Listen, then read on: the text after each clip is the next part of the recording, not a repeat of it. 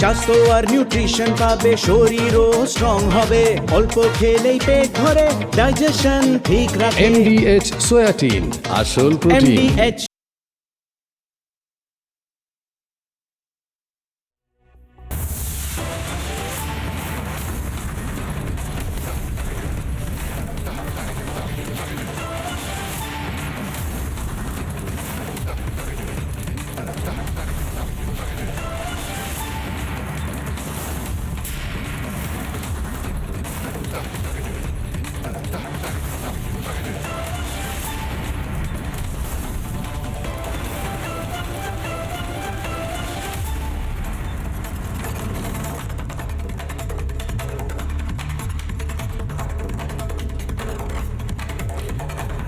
বুদ্ধদেব ভট্টাচার্যকে নিয়ে তৎকালীন মন্ত্রী আব্দুর রেজ্জাক মোল্লা একটা কথা বলেছিলেন, হেলে ধরতে পারে না, কেউটে ধরতে চায়।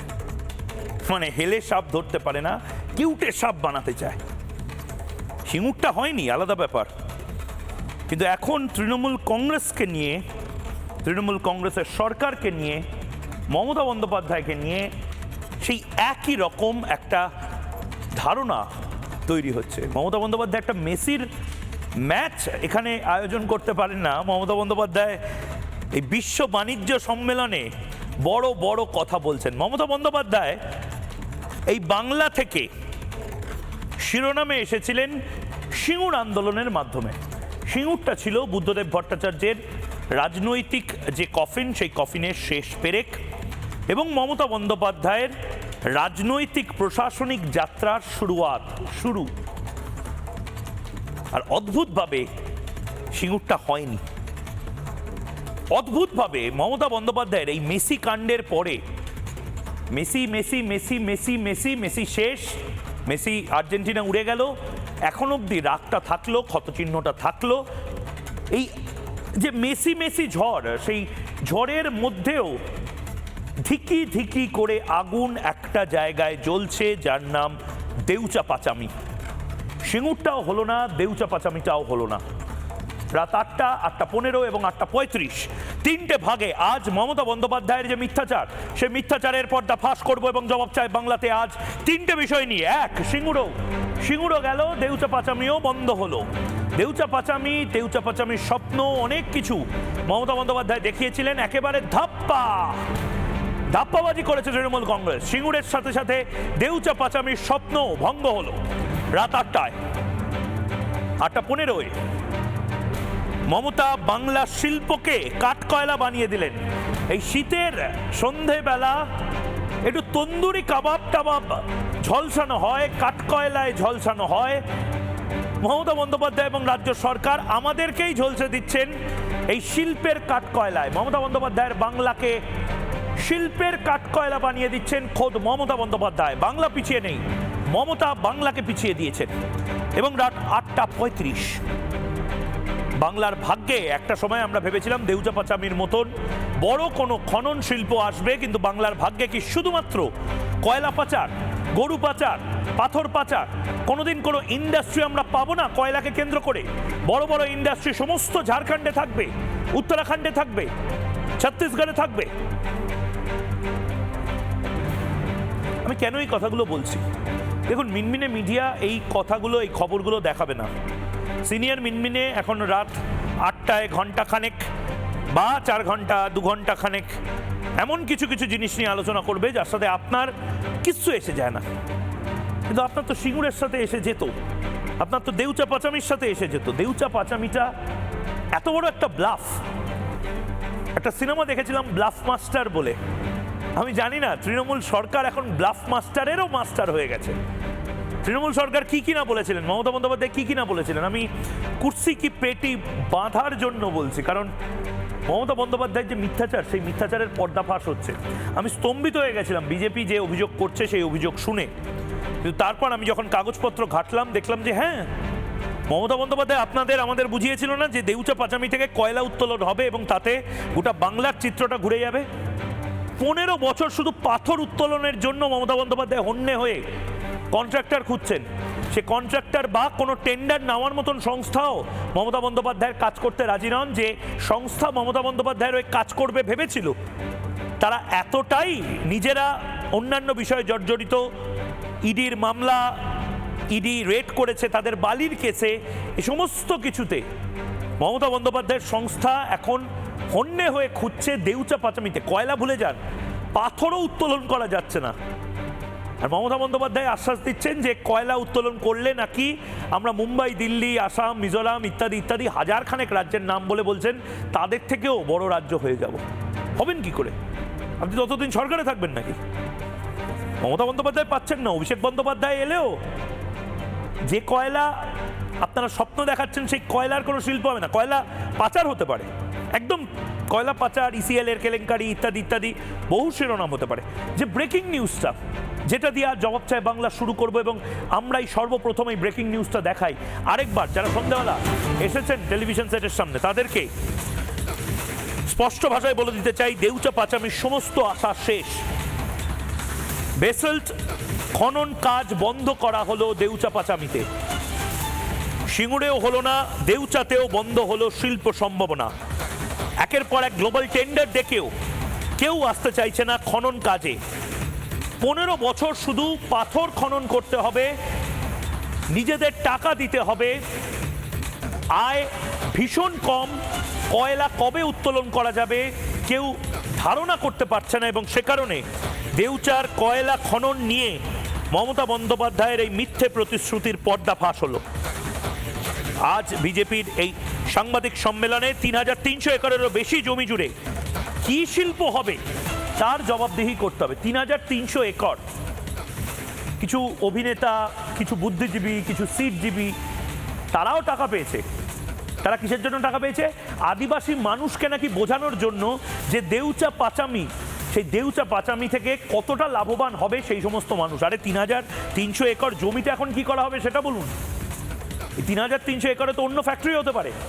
এই জমিটা কেন মমতা বন্দ্যোপাধ্যায় নিয়ে রেখেছেন? এখানে কি বড় কোনো রিয়েল এস্টেট করবেন? কারণ মোহাম্মদ বাজারের এই দেউচা পাচামি, সেই দেউচা পাচামিতে কোনো কয়লা উত্তোলনের এখন কোনো সম্ভাবনাই দেখা যাচ্ছে না।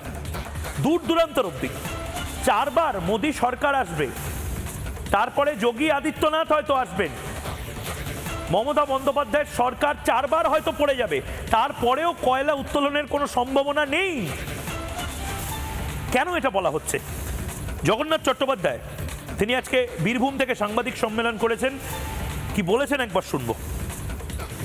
অক্টোবর মাসে টেন্ডার ডাকার পরেও গ্লোবাল টেন্ডার ডাকা হয়েছে, সারা বিশ্বের যে কোনো সংস্থা নাকি 314 একর জমিতে এসে পাথর তুলে নিয়ে যাবে, কেউ আগ্রহ দেখায়নি পশ্চিম। এটাই হচ্ছে পশ্চিমবঙ্গের শিল্প বিনিয়োগের করুণ পরিস্থিতি। যার সংস্থা এই যে Panchami basalt mining private limited, এই পাঁচামি ব্যাসাল্ট মাইনিং প্রাইভেট লিমিটেডের মালিক ইতিমধ্যেই ইডির তল্লাশির জেরে, যদিও সেটা পাঁচামি কেন্দ্রিক না, বালি স্যান্ড মাইনিং এর কেসে এখন জেলে। অর্থাৎ সরকার যাকে এখানে পাথর তুলতে দিল সে অন্য জেলায় বালি তোলার কেসে কেস খেয়ে ইডির জেলে, ইডির হেফাজতে এখন থেকে জেলে। অর্থাৎ কেমন লোককে সরকার শিল্প করার জন্য বীরভূমের মানুষের কাছে দিয়েছিল আপনারা বুঝতে পারছেন। মমতা বন্দ্যোপাধ্যায় কিন্তু এই একটা কথাও বলেননি। মমতা বন্দ্যোপাধ্যায় বলেছেন যে দেউচা পাচামি, দেউচা পাচামি, আজকেও বলেছেন মমতা বন্দ্যোপাধ্যায়। এর আগে দেউচা পাচামি নিয়ে মমতা বন্দ্যোপাধ্যায় ঠিক কি বলেছেন? আপনি এসআইআর নিয়ে মমতা বন্দ্যোপাধ্যায়ের মিথ্যাচার এবং ফ্যাক্ট চেক রিপাবলিক বাংলায় দেখেছেন। আজকে মমতা বন্দ্যোপাধ্যায় বাণিজ্য সম্মেলন করছেন, প্রতিবারই করেন, প্রচুর মৌ স্বাক্ষরিত হয়, তারপরে কোনো বিনিয়োগ হয় না।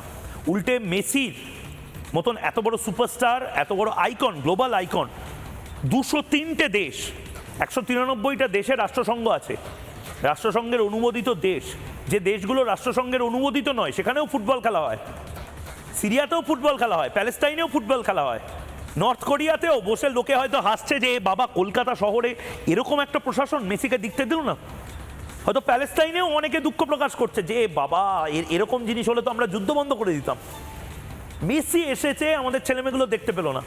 শুধুমাত্র এই অপদার্থ একটা সরকারের জন্য, তাদের কোনো প্ল্যানিং নেই, তাদের কোনো কমিশনিং নেই, তাদের কোনো ইভেন্ট ফ্লো নেই, কিচ্ছু নেই। শতদ্রু দত্ত এখানে মুখ্যমন্ত্রীর ভূমিকা, পুলিশ মন্ত্রীর ভূমিকায় বোধহয় রয়েছেন। আর মমতা বন্দ্যোপাধ্যায় কি না কি কাজ করছেন, কি ব্যস্ততা ছিল আমি জানি না। মেসির থেকেও বড় কোনো সুপারস্টার ভিভিআইপি বোধহয় ছিলেন, শেখ শাহজাহানরা বোধহয় মমতা বন্দ্যোপাধ্যায়ের কাছে বেশি ভিভিআইপি। তাই জন্য মমতা বন্দ্যোপাধ্যায় সেদিন সল্টলেক স্টেডিয়ামে আসতে পারলেন না। 200টা দেশে আমাদের শিল্পের প্রসপেক্ট, আমাদের ব্র্যান্ড পজিশনিং নিয়ে মাথা হেট হয়ে গেল আমাদের রাজ্যে যারা শিল্প নিয়ে কথাবার্তা অন্তত বলে। লোকে হাসাহাসি করছে। মহিমদা, ম্যানুফ্যাকচারিং সার্ভিস সেক্টর তো ছেড়ে দাও, তোমরা একটা ইভেন্ট ভালো করে করতে পারো না আমাদের বাংলায়। এই হচ্ছে অবস্থা। মমতা বন্দ্যোপাধ্যায় এই দেউচা পাচামি, আমি বলছি না, বুদ্ধবাবুকে বলা হয়েছিল হেলে ধরতে পারে না, কেউটে সাপ ধরতে গেছে।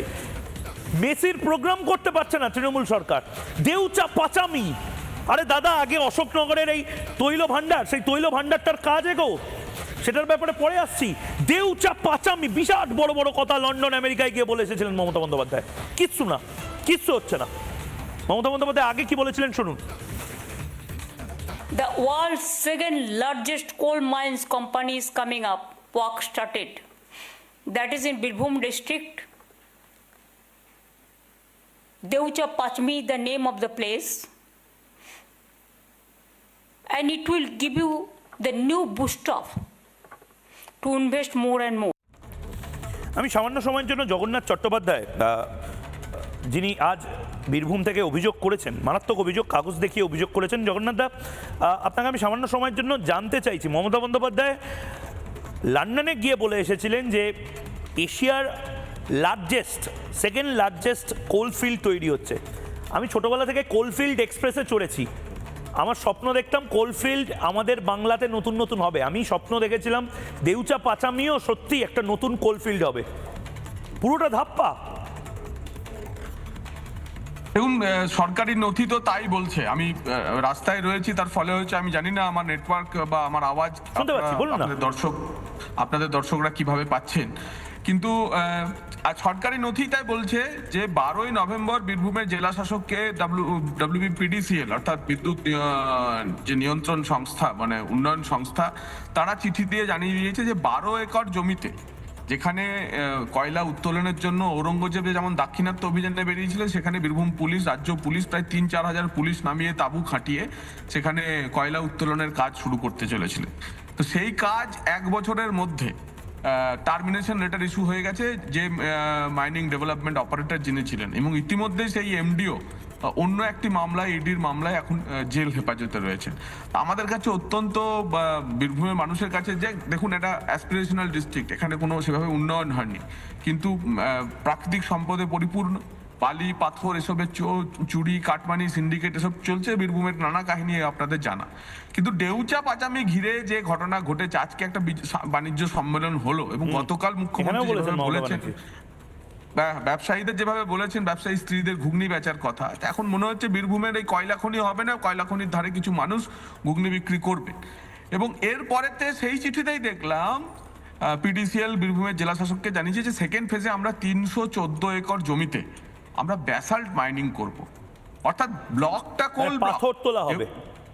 হ্যাঁ, দেউচা পাচামি হরিণসিংহা কোল ব্লক, কিন্তু সেই কোল ব্লকে 314 একর জমিতে, 3000 একর জমির মধ্যে 314 একর জমিতে তারা করতে চলেছেন ব্যাসাল্ট মাইনিং, এবং তার জন্য যে বরাত দেওয়া হবে, নতুন বরাত, সেটা দেওয়া হবে আগামী 15 বছর ধরে। তার মানে আগামী 15 বছর ওখানে কোনো কয়লার গল্প নেই, সেটাই বোঝা যাচ্ছে। মানে 2040 অবধি ওখানে শুধু পাথর তোলার কন্ট্রাক্টর খুঁজছে সরকার। এক্স্যাক্টলি। এবং ততদিন যদি তৃণমূল দলটা থাকে অ্যাটলিস্ট। এবং পরিস্থিতি ভাবুন, এই মেসি কাণ্ডের ঘটনা কিন্তু অনেক কিছু দেখিয়ে দিয়েছে। 1 অক্টোবর এ সংক্রান্ত বরাত ইস্যু হয়েছে, তারপরে দুবার এক্সটেনশন হয়েছে টাইমের। কোন সংস্থা, গ্লোবাল টেন্ডার হয়েছে, কোন সংস্থা বীরভূমের ওই 300 একর জায়গায় পাথর তোলার কাজ করতেও আসতে চাইছে না। কেন? তার কারণ বোঝা যাচ্ছে, আইন শৃঙ্খলা। তার কারণ লুটতরাজ চলবে। তার কারণ ওখানে নকল ডিসিআর এর যে কারবার চলে, এবং প্রাতিষ্ঠানিক দুর্নীতি, সরকারি রাজস্বকে ফাঁকি দেওয়ার যে বিষয়, কোনো প্রতিষ্ঠিত শিল্প সংস্থা বা কোনো প্রতিষ্ঠিত মাইনিং ডেভেলপমেন্ট অপারেটর, এমডিও যাদেরকে বলা হয়, তারা কেউ বীরভূমে আসতে চাইছে না। তো এই হচ্ছে বাস্তব পরিস্থিতি। দেখাচ্ছেন, বলছেন কয়লা, আসলে পাথর, এবং এই মানে ছিল বেড়াল হয়ে গেল রুমাল, বলা হলো কয়লা, বেরোলো পাথর। চমৎকার, চমৎকার। অনেক অনেক ধন্যবাদ জগন্নাথ বাবু। আমি যে কথাটা বলছিলাম, আমি ডিবেট ওপেন করার আগে, মমতা বন্দ্যোপাধ্যায়, মানে ভাবুন, চিঠি চলে এসেছে। আমি জানি না মমতা বন্দ্যোপাধ্যায়ের এই কনফিডেন্সটা আমি চাই। আমি সিরিয়াসলি বলছি, এই কনফিডেন্স লেভেল কারোর যদি থাকে সে যে কোনো কিছু করতে পারবে। ভাবুন, চিঠি বাজারে চলে এসেছে, বিজেপি নেতারা সোশ্যাল মিডিয়ায় সেই চিঠি ভাইরাল করছে। বিজেপির একজন নেতা সে বীরভূমের মোহাম্মদ বাজারে বসে প্রেস কনফারেন্স করছে, মিডিয়া সেই প্রেস কনফারেন্স দেখাচ্ছে। লোকাল স্তরে নেতারা জেনে গেছে, কেউ টেন্ডার গ্রহণ করছে না। আর মমতা বন্দ্যোপাধ্যায় বিশ্ববাসীর সামনে মেসি কাণ্ডের পর আবার একটা মিথ্যা কথা বলে ড্যামেজ কন্ট্রোল করার চেষ্টা করলেন যে দেউচা পাচামির কাজ নাকি দারুণ এগোচ্ছে। কি এগোচ্ছে? এটা মিনমিনে মিডিয়া বলবে না, আমি একদম ধরে ধরে বলছি, জিরো এগোচ্ছে। মানে আপনি কয়লার একটা টেন্ডার নিলেন, বললেন না না প্রথমে পাথর তুলতে হবে, তাও 15 বছরের জন্য নিজের টাকায়। তারপরে বললেন যে কয়লা আছে কি নেই সেটা তো বৈজ্ঞানিকরা বলবে। তারপরে বললেন যে লাভ, সে লাভের ব্যাপারে তোমরা বুঝে নাও, কিন্তু আমার ছেলেদেরকে টাকা পয়সা দিতে হবে। আর ঝামেলা আমি জানি না, সেটা অনুব্রত মার্কা কেউ একটা বুঝে নেবে। এটা হচ্ছে শিল্প এখানে।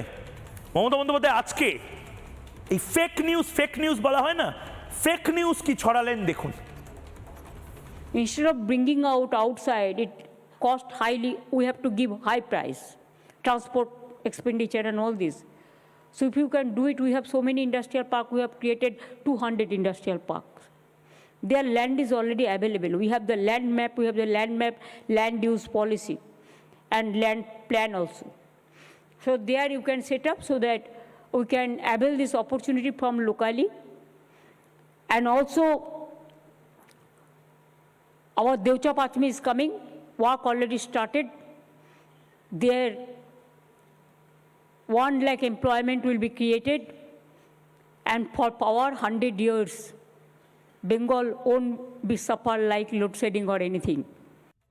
সজলদার একটা খারাপ অভ্যেস আছে। সজলদা আমি জানি না, কলেজে তো সজলদা একদম দাপুটের নেতা ছিলেন। সজলদা যখন রাজ্যের মুখ্যমন্ত্রী কথা বলছেন, সজলদা কথাগুলো না শুনে ঝন্টু বড়াইকের সাথে লাস্ট বেঞ্চে বসে ফিসফাস করছেন। লাস্ট যে 4-5টা শব্দ সজলদা, আমি এখন আর বাইকটা চালাচ্ছি না, আমি বলে দিচ্ছি, তিনি বলছেন 1 লাখ কর্মসংস্থান হবে দেউচা পাচামিতে, দারুণ কাজ এগোচ্ছে, এবং 100 বছর আমাদের পাওয়ার নিয়ে ভাবতে হবে না। আমাদের মানে পাওয়ার মিনিস্টারের অবস্থা খুব খারাপ এখন, পাওয়ারের কোনো ঘাটতি থাকবে না। সজলদা এরপরে আপনি না শুনে ঝন্টু বড়াইকের সাথে আপনি কথা বলছেন। সজলদা বলবো, বলুন। আমার কি খেয়ে দিয়ে কাজ নেই? ভর সন্ধেবেলা বসে বসে এই গুলগপ্প, এর থেকে আমার ঠাকুমা বেঁচে থাকলে ঠাকুমার ঝুলি থেকে 2-4টে গল্প বলতাম। রাক্ষসের গল্প, খক্ষসের গল্প, সেগুলো অনেক ইন্টারেস্টিং ছিল। এই এক মিথ্যে, এক ঢপ কত শুনবো? আপনাকে প্রথম কথা বলি শুনুন, উনি 2 কোটি মানুষের চাকরি দিয়ে ফেলেছেন, আর চাকরি করার লোক নেই মশাই পশ্চিমবঙ্গে। 2 কোটি মানুষের চাকরি দিয়েছেন, ভোটার লিস্টে 7 কোটি মানুষ আছে। 70 বছর 80 বছর তাদেরও ধরে নিচ্ছি যে তারাও চাকরি করছেন। আপনি বলুন তো, প্রতি 7 জনে 2 জন করে তাহলে মানুষ চাকরি করে মমতা ব্যানার্জির দেওয়া। তারপরে এই 1 লক্ষ লোকের কথাটা শুনবো কিসের জন্য? 1 কোটি না, আজকে কত দেবেন বলেছেন? 1 লক্ষ। আবার 1 কোটি?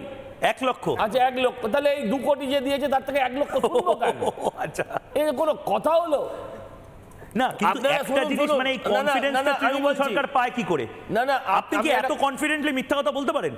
মানে এই কনফিডেন্সটা তৃণমূল নেত্রী পাচ্ছেন কি করে? আমি কি করে পাচ্ছি কাগজ দেখাচ্ছে। আমার তো জগন্নাথ চ্যাটার্জিকে প্রথমে মনে হচ্ছিল ঢপ মারছে, তারপরে জগন্নাথ চ্যাটার্জি দেখলাম প্রেস কনফারেন্সের লেখা দেখাচ্ছে। বেসাল্টের কোনো মাইনিংই কেউ করছে না এখন, তার কন্ট্রাক্ট ক্যান্সেল হয়ে গেছে। আপনি মিথ্যে কথা নিয়ে বলছেন তো, আমি আপনাকে একটা কথা বলি, আমি মাঝে মাঝেই বলি এই কথাটা, যে আমার ঠাকুমা ছোটবেলা থেকে বলতেন যে কখনো মিথ্যে কথা বলবি না, মিথ্যে কথা বললে জিভ খসে যায়। আমার ঠাকুমা আজ বেঁচে নেই, যদি বেঁচে থাকতো আমি টেনে এনে টিভির সামনে বসিয়ে বলতাম যে তুমি কত মিথ্যে বলতে না ভুল বলতে দেখো, যে মিথ্যে বললে যদি জিভ খসে যায়, এই 70 বছরের বুড়ি মানুষটাকে দেখো গড়গড় করে ওই জিভ দিয়ে মিথ্যে কথা বলে চলেছে। জিভ খসা তো দূরের কথা, জিভ একবার কাঁপেও না, জিভ একবার কাঁপেও না। এই টিভিতে বসে বসে ভর সন্ধেবেলা তো কত মিথ্যে শুনবো বলতে পারেন? হ্যাঁ, বলছে কি সেকেন্ড লার্জেস্ট কি হবে একটা বললো, কোলফিল্ড। হ্যাঁ, কোল্ড মাইন। আচ্ছা ভাই, কোল্ড মাইন তো ছেড়ে দাও, ওখান থেকে 2টো গোল্ড মাইন তুলে ফেলেছে, একটা হচ্ছে ওর ভাইপো আর একটা হচ্ছে লালা। বেশ, শিল্প আমি- পাওয়ার, শিল্পপতি পাওয়ার বদলে আমরা লালা পেয়েছি ওখান থেকে। আমি বাকিদের কাছে আসবো, কিন্তু তার তার আগে কথা আজকে কি শুনবো বসে বসে? মমতা বন্দ্যোপাধ্যায় খুব ইন্টারেস্টিং কয়েকটা কথা বলেছেন, ইংরেজিতেই বলেছেন। মমতা বন্দ্যোপাধ্যায় মানে এটা আমি জানি না, মানে বড় বড় অর্থনীতিবিদরা যদি এই মডেলটা অ্যাডপ্ট করেন তাহলে অনেক দেশ বদলে যেতে পারেন। মমতা বন্দ্যোপাধ্যায় আজকে লজিক দিয়ে বুঝিয়ে দিয়েছেন কেন ভাতা উনি দিচ্ছেন। ভাতার 1000 টাকা দিচ্ছি, সেই 1000 টাকা নিয়ে তুমি কোনো ইন্ডাস্ট্রি করো বলছেন। তুমি সেই 1000 টাকাটা নিয়ে ঘুগনি বেচো, বা 1000 টাকাটা মূলধন হিসাবে, সত্যিই তো ঠিকই অনেক বড় বড় শিল্পপতি আমি শুনেছিলাম 800 টাকা পকেটে নিয়ে শিল্প শুরু করেছিলেন। মানে মমতা বন্দ্যোপাধ্যায়ও এরকম বড় কোনো ধীরুভাই আম্বানি বা রতন টাটা বা আদি গোদরেজকে তৈরি করার ইন্সপিরেশন দিচ্ছেন। বলছেন আমি তো ভাতাটা দিচ্ছি 1000 টাকার, ওই 1000 টাকাটা জমিয়ে তুমি একটা শিল্পের কিছু করো, hand to hand delivery. Salute. Messi কাণ্ডের পরে আরও বেশি করে স্যালিউট জানাতে ইচ্ছা করছে তৃণমূল সরকারকে। দেখুন What Bengal can do, nobody can do. You show me one state or one schemes in the world, one part of the world. 95 we have the social schemes for the poor peoples. From born to death, everybody is having the price in their own hands, because I don't believe that notbandi, I believe the cashless price to the people, because if there is a cash to the people, they can invest the money for the business.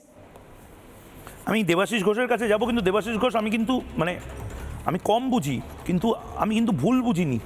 ইংরেজিতে মমতা বন্দ্যোপাধ্যায় যে কথাগুলো বললেন তিনি বাংলাতেও explain করে দিয়েছেন ব্যবসায়ী সম্মেলনে। ব্যবসায়ীদের স্ত্রীদেরকে অনুরোধ করেছিলেন, মানে এমএসএমই সেক্টরের যারা রয়েছেন, ঘুগনি তো খুবই ভালো, সত্যিই ভালো, ঘুগনির ফ্র্যাঞ্চাইজি হবে কিনা জানি না, কিন্তু ঘুগনি বিক্রি করার জন্য 1000 টাকা করে লক্ষ্মীর ভাণ্ডারের যে 1000 টাকা, সেটাকে কেন কনভার্ট করা হচ্ছে না বিজনেস মডেল। এটা নিয়ে আপনার বক্তব্য শুনুন, কিন্তু আগে মাননীয় মুখ্যমন্ত্রীর গোল্ডেন ওয়ার্ডস একবার শুনি। ভাই যখন কিছু নেই 1000 টাকা নাও, দুটো চায়ের কেটলি কেন, ঘর থেকে কিছু চা কিনে তৈরি করো, আর বিস্কুট নাও, বউকে দিয়ে ঘুগনি তৈরি করে আনো, দেখো প্ল্যাটফর্মে গিয়ে দাঁড়াও, বাস স্ট্যান্ডে গিয়ে দাঁড়াও, এই টাকা তোমার কত দিনে কত টাকায় দাঁড়ায়। দেবাশিস দা কি বলবেন, মানে কোথায় আমরা Deucha পাচামি, Messi, international brand positioning ইত্যাদি ইত্যাদি নিয়ে কথা বলছি? চলুন না একটু ঘুগনিতেই শুরু করি, ঘুগনিতেই শেষ করি। ময়ূক, যে সাবজেক্টটায় তুমি কথা বলছো সেটা আমার মানে তুমি খুব দুর্বল জায়গায় আঘাত করেছো, কারণ সকাল বিকাল এটা নিয়ে আমাদের লড়াই করতে হয়। মানে আমি খুব অবাক হচ্ছি এরকম মুখ্যমন্ত্রীর মুখ থেকে, মানে আমার অবাক হওয়ার কিছু নেই, এরকমই বোধহয় এক্সপেক্টেড।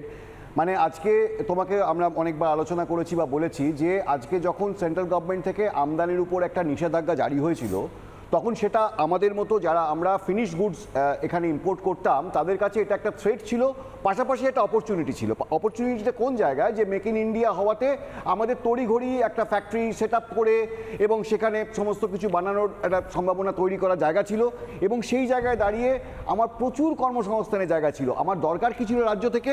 আমার রাজ্য থেকে দরকার ছিল শিল্প করতে যেটা লাগে, সহজ শর্তে জমি, কিছু টাকা, ইলেকট্রিক বিলের ছাড় ইত্যাদি ইত্যাদি কিছু শর্ত। কিন্তু সেখানে দেখো এই যে জায়গাটায় এমএসএমইতে যারা আমরা সবাই রেজিস্টার্ড, তার জন্য কিন্তু সেন্ট্রাল গভর্নমেন্টের থেকে বিভিন্ন রকম মুদ্রা লোন, নারী সুরক্ষা, বিভিন্ন এমএসএমই ব্যাংক লোন আছে। মজার কথা কি জানো, এই সমস্ত মুদ্রা লোন, ব্যাংক লোন কিছু মানে আমি বলতে বাধ্য হচ্ছি, ব্যাংকের সাথে তারা চাপ সৃষ্টি করে বা বিভিন্নভাবে তৃণমূলের কিছু নেতা নেত্রী মিথ্যে মিথ্যে বিজনেস দেখিয়ে লোনগুলোকে নিয়ে এনপিএ করে রেখে দিয়েছে। এখানেও স্ক্যাম, একেবারে স্ক্যাম। ভালো করে খোঁজ নিয়ে দেখা যাবে। এবং তুমি মজার কথাটা ভাবার চেষ্টা করো যে আজকে আমাদের মতো এরকম, আমি শুধু একা নয়, এরকম হাজার হাজার লোক আছে যারা বিভিন্ন অ্যাপ্লায়েন্সেস নিয়ে আসতো চায়না থেকে, যাদের আজকে যারা বাধ্য হচ্ছে তাদেরকে আজকে বানাতে হবে তো জিনিসটা, তারা কোথায় বানাবে? আমি তোমায় দুঃখের সঙ্গে বলছি, আমি পারিনি পশ্চিমবঙ্গে কিছু করতে, আমাকে চণ্ডীগড় যেতে হয়েছে, এবং চণ্ডীগড়ে আজকের দিনে আমার একটা ছোটোখাটো কিছু একটা বানাতে পেরেছি আমি, যেখান থেকে আমি আজকে বেঁচে আছি, আমার পেট চলছে। মানে এই জায়গাটা আমি পশ্চিমবঙ্গে করতে পারতাম, আমাকে আজকে চণ্ডীগড় থেকে মাল এনে পশ্চিমবঙ্গের মানুষকে দিতে হচ্ছে 7 থেকে 8% আমার দেউচা পাচামির মতন ঘটনা নিয়ে কেন মিথ্যাচার করছেন? আমার মতো হাজার হাজার লোক লোক আছে যারা এটা করতে পারতো এবং পশ্চিমবঙ্গে এটা অন্য জায়গায় যেতে পারতো।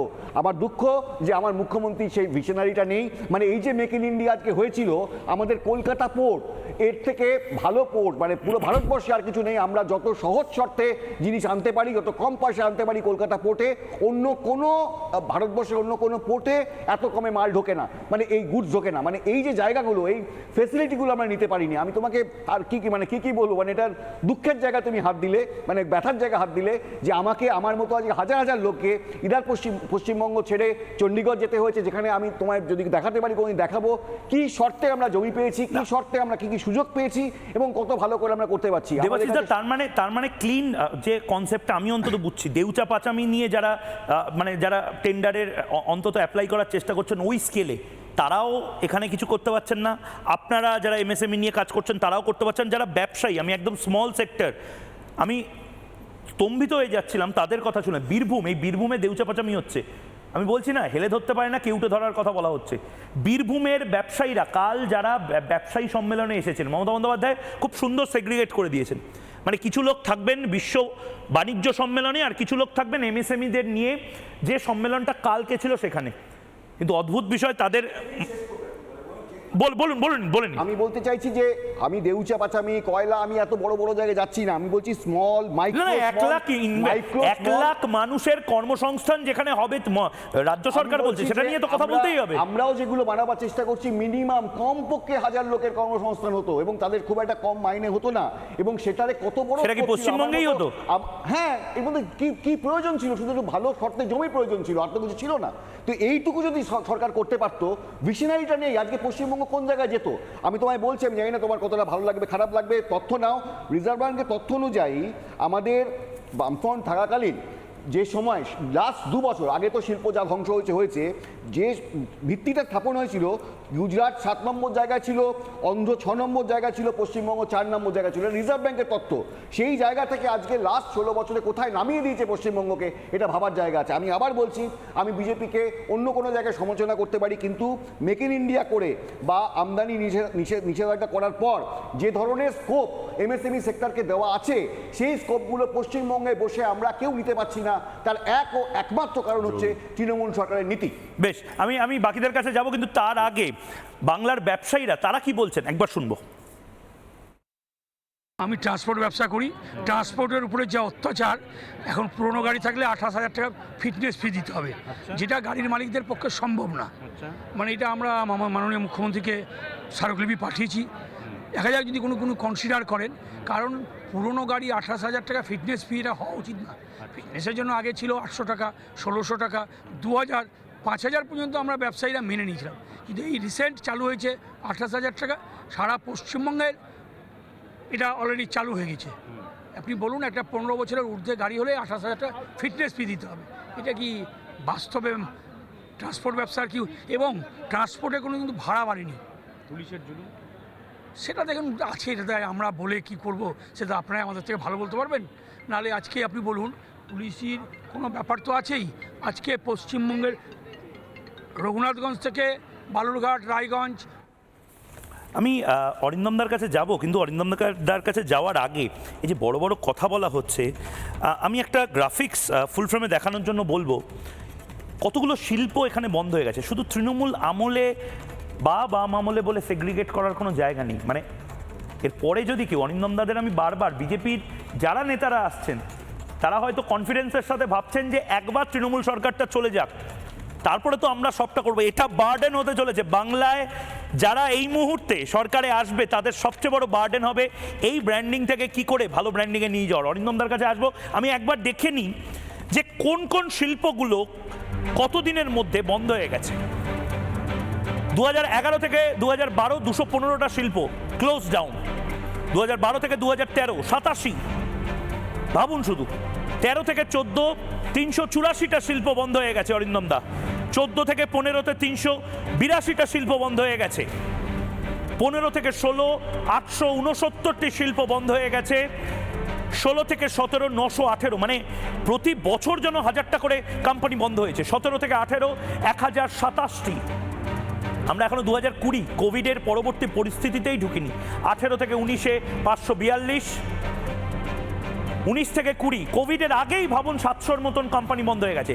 এরপর কোভিডের ধাক্কা 306টি কারখানা বন্ধ হয়েছে, 306টি শিল্প বন্ধ হয়েছে। 21 থেকে 22-এ 274-75 মতন কারখানা বন্ধ হয়েছে এবং তারপরে 25 অবধি 270, 300, 371 এবং অবশেষে 366। অরিন্দম দা কি বলবেন? দেউচা পাচামি নিয়ে কথা বলতে বলতে এতগুলো প্রসঙ্গে আসা, 1 লাখ মানুষের ইনভেস্টমেন্টের কথা মমতা বন্দ্যোপাধ্যায় প্রথম থেকে বলেছেন। মানে এটা not a matter of joke, গোটা সত্যিই রাজ্যটা বদলে যাবে দেউচা পাচামি হলে, আদৌ হবে? ময়ূক, একটু আগে দেবাশিসদা যে কথাগুলো বললেন এবং টিভিতেও যিনি ব্যবসায়ী মানুষ যে কথাগুলো বললেন একদমই সত্যি কথা। মানে তারা তো নিজেরা ঠেকে শিখেছেন, আমরা জেনে শিখছি আর কি।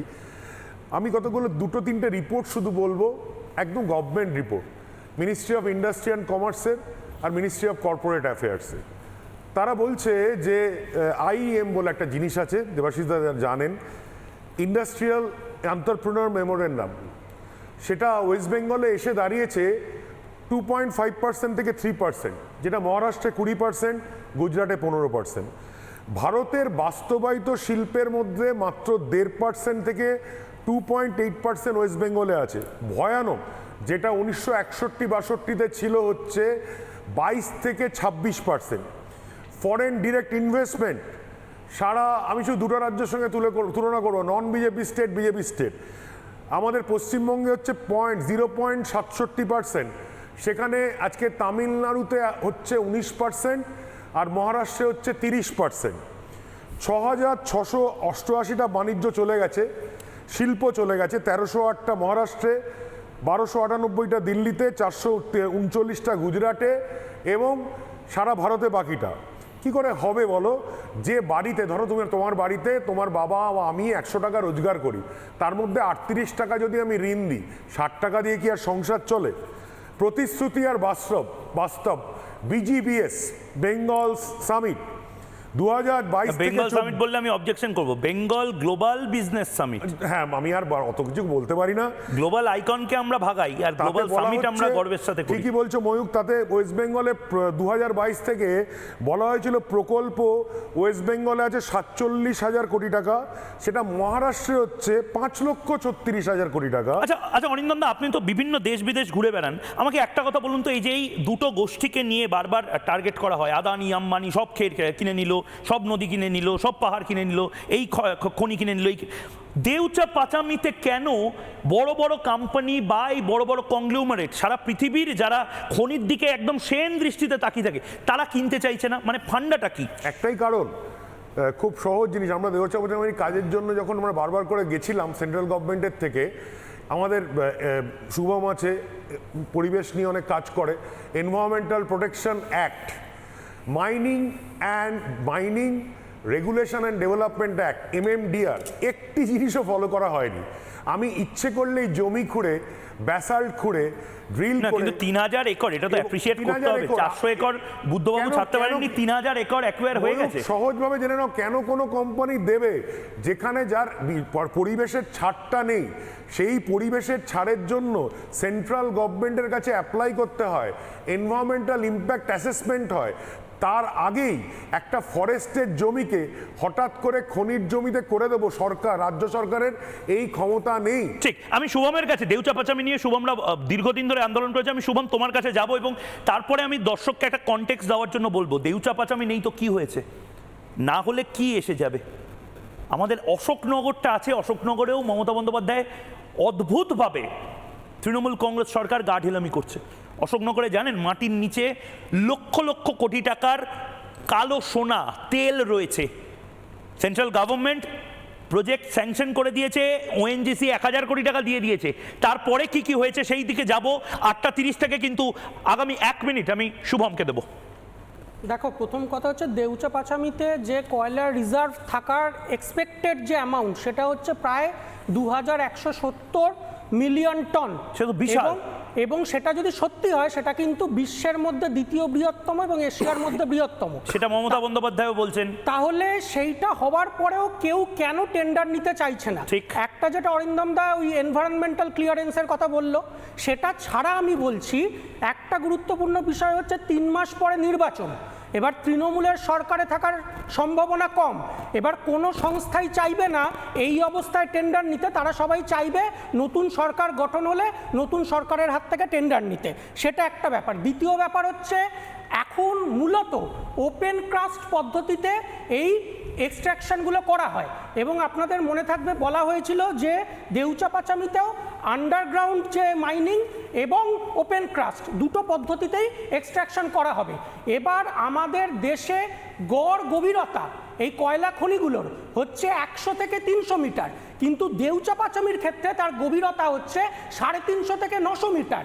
সেটাই তো বলছে, মানে 15 বছর শুধু পাথর উত্তোলন করতে হবে, তারপরে কয়লা যদি থাকে। এবার ওই গভীরতায় ওপেন কাস্ট পদ্ধতিতে এক্সট্রাকশন করা অত্যন্ত কঠিন। আপনাদের মনে থাকবে যে কোল ইন্ডিয়া লিমিটেডের যিনি চেয়ারম্যান ছিলেন, তিনি পার্থসারথী ভট্টাচার্য, তিনি বলেছিলেন যে আমাদের দেশে এই মুহূর্তে ওই গভীরতায় ওপেন কাস্ট পদ্ধতিতে এক্সট্রাক্ট করার যে টেকনিক্যাল যে সাপোর্ট প্রয়োজন, যে ইনফ্রাস্ট্রাকচার প্রয়োজন, সেটাই আমাদের দেশে এই মুহূর্তে নেই। তাহলে এটা ধাপ্পা বলে কি আমরা ধাপ্পা বলে যা বুঝবো না, মানে এটা ধাপ্পাবাজি হলো কি হলো না? সুতরাং এই টেকনিক্যাল ডিফিকাল্টিস গুলো রয়েছে না, তাহলে 1 লাখ কর্মসংস্থান আগামী আমার নাতি নাতনিরা দেখে যেতে পারবে না। না, তৃণমূল দলটা তখন থাকবে না যখন হবে। আমি শুভম, আমি তোমাকে একটু থামাচ্ছি, তার কারণ যেটা বাংলার মানুষ জানতে চায়, আমি খুব দ্রুত এবার ঝন্টু বড়াইক এবং বাকিদের কাছে আরেক রাউন্ড যাওয়ার আগে খুব দ্রুত এবার এটা দেখাবো। এটা আমাদের মতন যারা ছাপ্পোষা মানুষ, যারা 5টা চাকরির ভ্যাকেন্সি হলে 500 জন লাইন দিয়ে ফেলি, 5000 লোক ভোর থেকে দাঁড়িয়ে থাকি একটা চাকরির ফর্ম তোলার জন্য, আমরা যারা যে কোনো শিল্প সম্ভাবনা দেখলেই ভাবি যে হ্যাঁ এবার চাকরিটা না পাই সেই ফ্যাক্টরির সামনে একটা সত্যি দোকান খুললে হয়তো সিঙ্গুরে আমার একটা বড় বাড়ি হতে পারে, তাদের জন্য এই মুহূর্তে দেউচা পাচামির পর যেখানে সত্যি বড় সম্ভাবনা ছিল এবং এখনো আছে, দেউচা পাচামির মতন ধাপ্পাবাজি নয়, সেটা হলো অশোকনগর। ব্রেকিং নিউজ এই মুহূর্তে, শ্রমিক ভট্টাচার্য রাজ্য বিজেপি সভাপতি এবং রাজ্য সভার যিনি এমপি, তিনি লাগাতার এটা নিয়ে লড়াই করেছেন, এবং যে খবর এই মুহূর্তে আমাদের কাছে আসছে, আমরা আরেকবার ডাবল চেক করেছি, মাটির তলায় বিপুল তেল, হাজার হাজার কোটি টাকা আসবে রাজ্যের সিন্ধুকে। কিন্তু ইচ্ছে করে কি দেরি করছেন মমতা বন্দ্যোপাধ্যায়? কাজ এগোচ্ছে না কেন অশোকনগরে? উত্তর 24 পরগনায় তৈল ভান্ডার নিয়ে ভাবনা কি মমতা বন্দ্যোপাধ্যায়ের? পরিষ্কার করুন। দেউচা পাচামির ধাপ্পার পরে অশোকনগরে তো দৃষ্টি আকর্ষণ করানো যেত, মমতা বন্দ্যোপাধ্যায়ের প্ল্যান কি? আমি খুব নির্দিষ্টভাবে আরেকটা ব্রেকিং নিউজ নেব।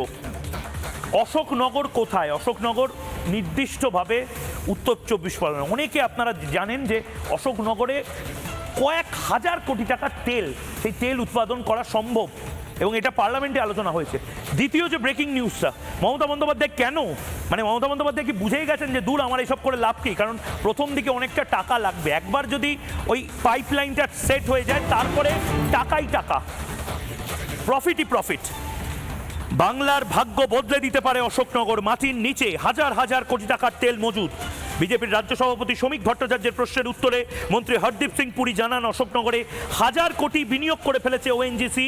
গবেষণা অনুযায়ী এখানে 45,000 কোটি টাকার তেল উত্তোলন সম্ভব, এবং তাতে পশ্চিমবঙ্গ সরকারও পাবে 4500 কোটি টাকার লাভ্যাংশ। শ্রমিক ভট্টাচার্য এবং হরদীপ সিং পুরী রাজ্যসভায় যে কথোপকথন, সেই কথোপকথন একবার শোনাবো। My question is related Ashoknagar oil field in West Bengal, where Government of India has already invested more than 1,000 crore. So through you, I want to know from our Honorable Minister, can our Minister confirm whether the recent issue raised by the Government of West Bengal on stamp duty composition, despite a clear provision under the Petroleum and Natural Gas Rules 2025, is further delaying production and compromisation India's energy security? the production sharing contract was signed for exploration block WB ONN 2005-4 between ONGC and oil during the NELP round 7. This was done, sir, in 2008, and ONGC was the contractor for this block. This block is located in the North 24 Parganas district, and the discovery was made, sir, in 2018. As the honorable member has said, sir, it is true that ONGC has spent 1,000 crores already on it. It is our estimate, sir, that the Bengal Basin contains a total of 240 million barrels of oil equivalent in place, proven reserves. If you go by this figure, at 30% recovery, the cumulative production value can be around 45,000 crores, out of which the state of Bengal would get 4,500 crores. খুব নির্দিষ্টভাবে বলা হচ্ছে ৪৫,০০০ কোটি টাকার তেল মজুদ আছে মাটির নিচে। অশোকনগর, হাবড়া, গুমা এই সমস্ত এলাকার মানুষ যারা আমাকে দেখছেন তাদের জন্য বলছি, উত্তর ২৪ পরগনার যশোর রোডটা তার চারপাশটা কীভাবে বদলে যেতে পারে। যারা জানেন না অশোকনগর কোথায়, যারা জানতেন না দেউচাপাচামি কোথায়, এখন প্রত্যেকে জেনেছেন দেউচাপাচামি বীরভূমে। অশোকনগর এই তৈল ভাণ্ডারটা কোথায় যারা জানেন না, আমি একবার ম্যাপে আপনাদের প্রত্যেকের সাহায্যার্থে এই জায়গাটা দেখাবো। অশোকনগর, উত্তর ২৪ পরগনার অশোকনগর, আপনারা জানেন অশোকনগর, গুমা, হাবড়া, বনগা লাইন বা বনগা সাইডে একদম সোজা পেট্রাপোল যাওয়া যায় যে রাস্তায়, অশোকনগরে ৪৫,০০০ কোটি টাকার তৈল ভাণ্ডার জাস্ট পড়ে রয়েছে। এখন অবধি কোনো কাজ সেখানে এগোয়নি, কাজ এগোনোর মতন পরিস্থিতি হচ্ছে, কিন্তু মমতা বন্দ্যোপাধ্যায় বা তার সরকার প্রোঅ্যাক্টিভ নয়। আমি কেন এই কথাটা বলছি, খুব নির্দিষ্টভাবে ঝন্টু বড়াইকের কাছে যাওয়ার আগে আপনাদের দেখাতে চাই যে গোটা দেশে কোন কোন রাজ্য এখন কতটা তৈল উৎপাদন থেকে টাকা কামায় বা কত টাকার তাদের নেট এই প্রোডাকশন। ভারতের যে রাজ্যগুলো এই মুহূর্তে এগিয়ে আছে তাদের লিস্টটা দেখুন এবং বাংলার লিস্টটা দেখুন, কত উৎপাদন এই মুহূর্তে। ৩১,২০০ কোটি টাকার উৎপাদন উত্তরপ্রদেশে, এরপরেই গুজরাট ২৪,৫০০ কোটি টাকার উৎপাদন গুজরাটে। অবশ্যই গুজরাটে ব্যাপক ইনভেস্টমেন্ট পেট্রোলিয়াম সেক্টরে। রাজস্থানে ১৮,০০০ কোটি টাকার এই উৎপাদন, তেলের উৎপাদন। এরপর আসছে দক্ষিণের দিকে অন্ধ্রপ্রদেশ, যেখানে ১৬,০০০ কোটি টাকার তেলের উৎপাদন, এবং পশ্চিমবঙ্গ এরপরে, মানে বর্তমানে পশ্চিমবঙ্গে ১৩,০০০ কোটি টাকা। ভাবতে পারছেন ১৩,০০০ কোটি টাকার উৎপাদনের পাশাপাশি যদি ৪০,০০০ কোটি টাকা অ্যাড করা হয়, গোটা দেশের মানচিত্রে আমাদের তৈল ভাণ্ডার বা তৈল উৎপাদন আমাদের রাজ্যের কোন জায়গাতে চলে যেতে পারে। মমতা বন্দ্যোপাধ্যায় সিরিয়াস নন কেন আসল বিষয়গুলো নিয়ে? ঝন্টু বড়াইক, তাহলে তো অশোকনগরে প্রতিদিন রাজ্য সরকারের কোনো ক্যাবিনেটের মন্ত্রী বসে থেকে কাজ দেখতেন। তৃণমূল দপ্তর, আমরা আমাদের বাড়িতে ঢালাই হলে পর্যন্ত আমরা বসে থাকি সারাদিন। ও ময়ূক, এটা যদি তৃণমূলের ওই সাঙ্গপাঙ্গ ফ্রিঞ্জ এলিমেন্ট যাদেরকে কাল্টিভেট করে মমতা ব্যানার্জির পলিটিক্যাল উত্থানটা হয়েছিল তাদেরকে খনন করতে ভারত সরকার পারমিশন দিলে দেখবে রাতারাতি খনন করে তেলও বিক্রি হয়ে গেছে। ছাড়ো, হচ্ছে যে শিল্পের একটা নির্দিষ্ট শর্ত থাকে, বটম লাইন একটা থাকে, কনসেপ্ট, সেটা হচ্ছে প্রফিট। আর এই প্রফিটের জন্য শিল্পপতিরা তখনই আসে প্রফিট করতে যখন তাদের একটা নির্ঝঞ্ঝাট কার্যের পরিবেশ পায়। তুমি সেটা দিতে পেরেছে বাংলা? দিতে পেরেছে? তুমি দেউচা পেঁচামারি ভাই বলছিল অনেক বড়, হ্যাঁ পৃথিবীর সবচেয়ে বড় একটা প্রতিষ্ঠান হবে, কোনোদিন আসবে না এই সরকার থাকলে। কারণ তোমাকে ওই সিলিকন ভ্যালি উদ্বোধন করতে গিয়ে মমতা ব্যানার্জিকে পুলিশ কমিশনারকে বলতে হয়নি দেখবেন এই শিল্পপতি যেন ভালো করে কাজ করে, বলতে হয়েছিল কাকে? আরাবুলকে। ভাই আরাবুল দেখো যেন কাজটা ভালো করে হয়, পুলিশের নয়, আরাবুলটা সমাজে দ্বন্দ্বমুন্ডের কর্তা। তুমি আরেকটা কথা বলছিলে এখানে, দেখো শিল্পের হাই হ্যান্ডেডনেসটা হচ্ছে জমি অধিগ্রহণের পলিসি। সরকারের কোনো জমি অধিগ্রহণ পলিসি আছে?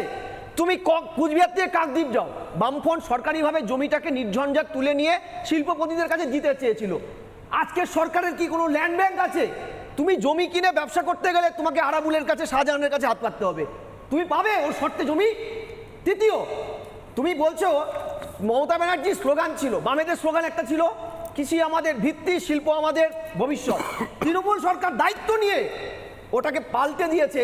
কৃষি আমাদের ভীতি, শিল্প আমাদের ভিত্তিপ্রস্তর। তার উদাহরণ তুমি ভাবতে পারছো, এই রাজ্যে কৃষির অংশ 18%, অথচ কৃষিভিত্তিক মানুষের সংখ্যা 40%। অর্থাৎ একটা বড় অংশের মানুষ শিল্প বন্ধায় কাজ পায় না, আর কৃষি অলাভজনক হওয়ার জন্য তারা অন্য রাজ্যে চলে যায়। শুধু তাই নয়, কিছুদিন আগে আমাদের একটা জাতীয় নমুনা পরীক্ষা হয়েছে, তাতে বলা হচ্ছে এ রাজ্যে অনাহারে থাকা পরিবারের সংখ্যা 10.6%। শুধু তাই নয়, ভারতবর্ষের 100টা জেলা দারিদ্র সীমার নিচে, তার মধ্যে 15টা পড়ে এই রাজ্যে।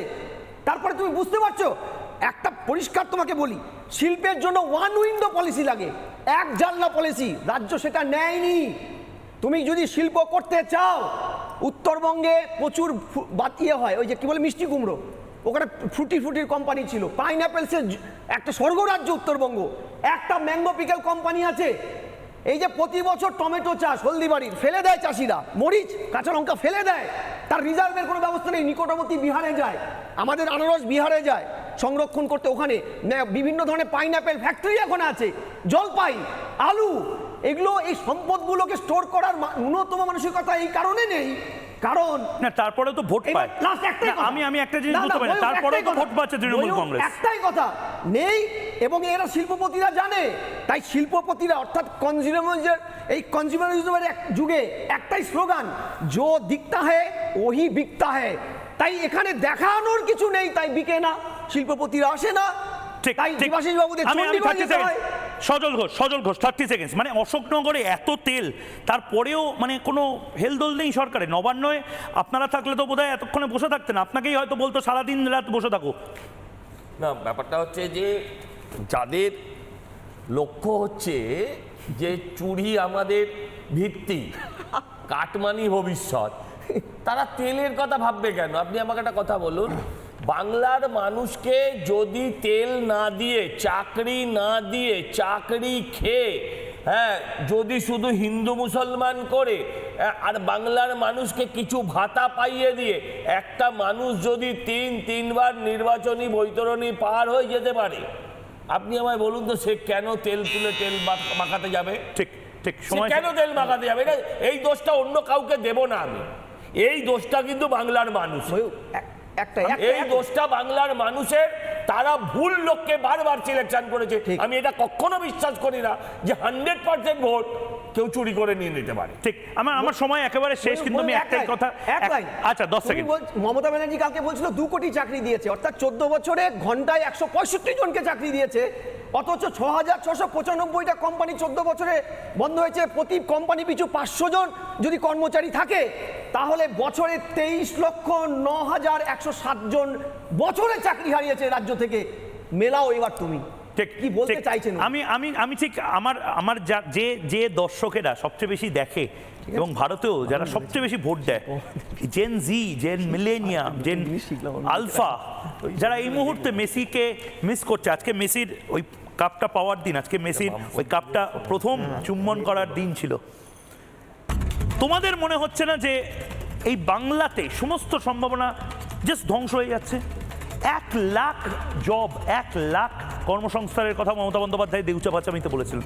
দেউচা পাচামি কনসেপ্টটাই একটা হাওয়ায় কনসেপ্ট ছিল। রুমাল হয়ে গেল বেড়াল, ছিল বেড়াল হয়ে গেল রুমাল, ছিল কয়লা হয়ে গেল পাথর। কেউ জানে না কবে ইনভেস্টমেন্ট হয়ে কবে জব হবে।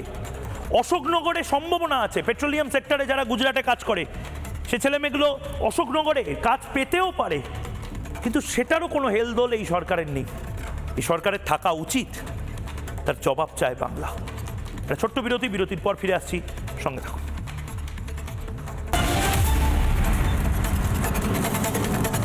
MDH দম আলু, ডাল তড়কা এবং মাশরুম মশলা। MDH দিয়ে রাঁধলে খাবার হবে মজাদার। MDH আপনাকে সর্বদা নতুন স্বাদ দিতে প্রতিবদ্ধ।